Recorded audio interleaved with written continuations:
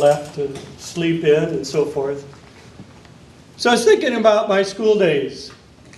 And I think back to kindergarten. Now, kindergarten was not part of the school in those days. Of course, I lived in a small town of 1,000 people. And so kindergarten was above the fire station. So my father takes me on the first day, right? So he parks out front. You can park right in front in those days, right? And I was crying, I'm not going, I'm not going. So my father, being the godfather that he is, he had a soft heart. And so he took me home. However, Mother says, I'm not having it. So she drugged me back uptown to the town hall, to the kindergarten class. Here I am, only 4 years old. So I had to go back. Then in the first grade, this is where the reading comes in. The class was divided into two groups. There was Group A and Group B. And Group A were the good readers, probably reading since they were in diapers, So they always got to read. And we had this circle of chairs, and that group would sit there and they'd each read a sentence or two and then go around the class. So a Group B would only get to read if they had a short story, if A had a short story and there was enough time. And of course, I was in Group B. So reading was never a favorite part of my life in those days. The second grade, as I remember and looking back, was the first time I kissed a girl. I can still remember I was walking out of the classroom and of course she was a blonde. But that's one fond memory of the second grade. Yes. Then the third and fourth grade, I don't remember a whole lot other than it brought back memories of August and how we went uptown to our little clothing store and we would buy our new pair of jeans. And that was the big deal, right?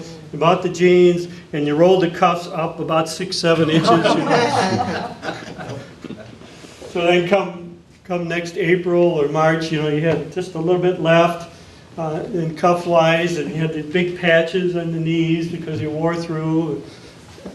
Oh yeah, that was a big deal. Now the fifth grade, see, I wasn't a great student, my average student, I guess you would say. So come the fifth grade, I had my chance to get my 15 minutes of fame. We had this, the teacher had this big calendar, I shouldn't say calendar, poster of the United States. It had all the states on it, only it was blank. So you had to tell each state and each capital and approximately where that capital is within the state. And so I was able to do that,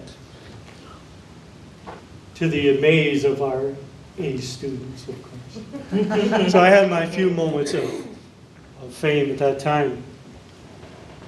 Sixth grade seems to be a little bit of a blur. I'm not really sure what happened in those days.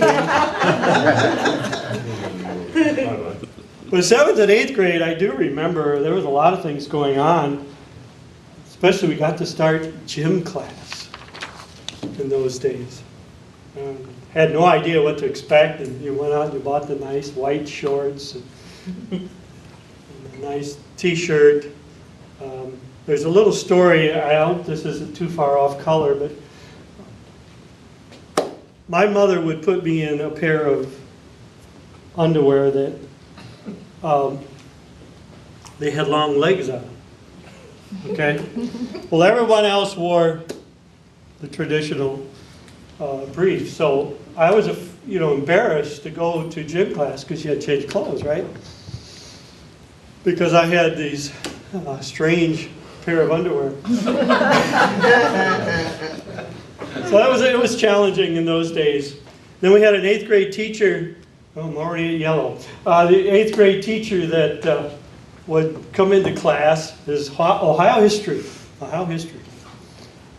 And his favorite saying, he'd look out the window, had a roll of windows over here, and he'd say, oh, it's a beautiful day. And that meant, pull out a piece of paper, we're going to take a test. Always have a quiz. Oh, it's a beautiful day. Well, then we went on to high school. And in high school, I was in a public school for grade school. Then they started a brand new Catholic high school my freshman year. And so I decided to go to that school, which was about 15 miles away. And we, of course, had to drive to get there. Grade school, I got to walk to school or ride my bike. So that was kind of fun, going off to a different school far away. It was interesting, we were seniors for 4 years, which was kind of neat. There was never any upperclassmen above us, so it was kind of neat. But I do remember our math teacher. She was a lot of fun. Sister Rosangela. She was a lot of fun, yeah.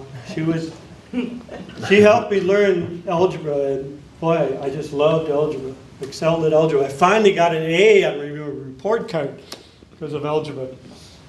But she was funny. If you were in the back of the room and maybe talking or something, and she'd be at the board writing, she'd quietly pick up an eraser and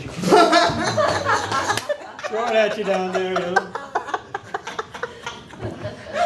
And then she had a favorite saying.